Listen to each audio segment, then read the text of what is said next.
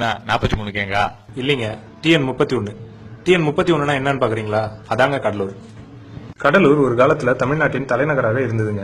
ஆனா இப்போ ஈரோடு பக்கமோ தூத்துக்குடி பக்கமோ போய் கடலூர்னு சொன்னா தெரியாதுங்க.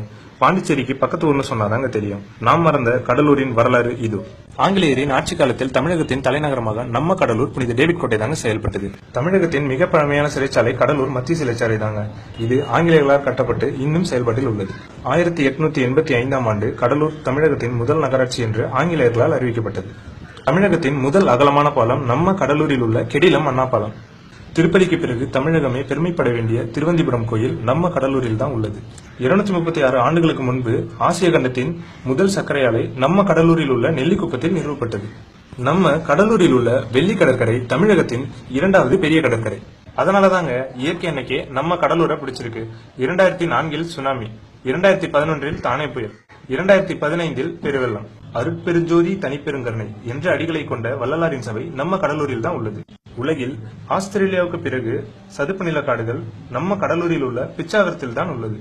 நம்ம கடலூரின் சிதம்பரம் நடராஜர் கோயில் 1000-2000 வருடங்களுக்கு முன் பூமியின் மையப்பகுதியில் கட்டப்பட்டது. 200 ஆண்டுகளுக்கு முன் தமிழகத்தின் முதல் இயற்கை துறைமுகம் கடலூரில் உள்ள பரங்கிப்பேட்டையில் செயல்பட்டது. இந்தியாவின் முதல் கடல்சார் ஆராய்ச்சி மையம் நம்ம கடலூரில் உள்ள பரங்கிப்பேட்டையில் செயல்படுகிறது. ஆசிய கண்டத்தின் முதல் இரும்பு உருக்கு ஆலை பரங்கிப்பேட்டையில் அமைக்கப்பட்டு அங்கிருந்து கொண்டு செல்லப்பட்ட இரும்பினால் சென்னை சென்ட்ரல் உருவாக்கப்பட்டது. இந்தியாவின் முதல் கால்வாய் கடலூர் டு சென்னை சுமார் 300 கிலோமீட்டர் தூரம் பயணம் செய்யப்பட்டது. ஆனால் இன்று 3 கிலோமீட்டர் தூரம் கூட இல்லை.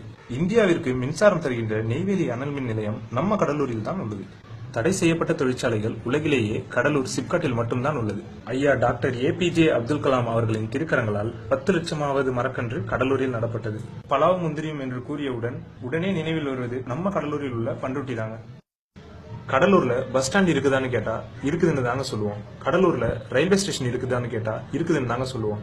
கடலூர்ல ஏர்போர்ட் இருக்குதான்னு கேட்டா இல்லன்னு சொல்லுவோம். ஆனா ஒரு காலத்துல இருந்ததுங்க. அதற்கு சாட்சியா நம்ம கடலூர் நெய்வேலியில இன்னமும் அதற்குரிய ஓடுதெல்லாம் இருக்குங்க. இவ்வளோ ஏங்க, எங்க ஊர்ல 5 ரூபாய்க்கு பரோட்டா கிடைக்கும். உங்க ஊர்ல கிடைக்குமா? ஒரு முக்கியமான பெருமையை சொல்ல மறந்துட்டாங்க. என்னன்னு கேக்குறீங்களா? நாங்களே அந்த கடலூர்ல தாங்க பிறந்திருக்கோம். நீ